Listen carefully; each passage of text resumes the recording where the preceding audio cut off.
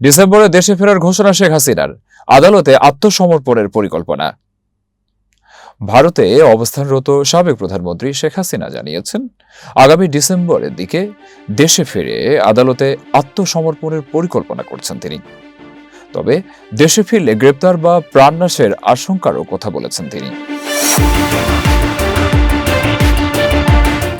আন্তর্জাতিক সংবাদ মাধ্যম রয়টার্সকে দেওয়া এক বিশেষ সাক্ষাৎকারে শেখ হাসিনা বলেন, তিনি এবং আওয়ামী লীগের কয়েকজন জ্যেষ্ঠ নেতা স্বেচ্ছায় দেশে ফিরে আদালতে আত্মসমর্পণ করবেন। তার ভাষায়, এর মাধ্যমে দেশের বিচার ব্যবস্থা আওয়ামী লীগের মতো একটি বড় রাজনৈতিক দলের সঙ্গে কী ধরনের আচরণ করে তা দেখা যাবে। তিনি এও জানান, সাবেক স্বরাষ্ট্রমন্ত্রী আসাদুজ্জামান খান কামাল সহ নির্বাসিত আরও কয়েকজন নেতা তার সঙ্গে দেশে ফিরতে পারেন।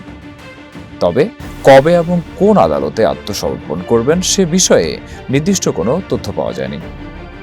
সাক্ষাৎকারে তিনি বলেন, দেশে ফিরলে তাকে গ্রেপ্তার করা হতে পারে, এমনকি হত্যার শিকারও হতে পারেন। তবু নিজের জন্মভূমিতেই ফিরে আসার ইচ্ছা প্রকাশ করেন তিনি।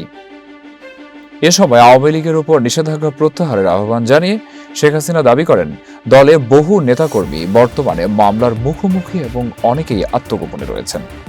তিনি আরও বলেন, জনগণ শেষ পর্যন্ত আওয়ামী লীগের কর্মকাণ্ডেই বিচার করবে।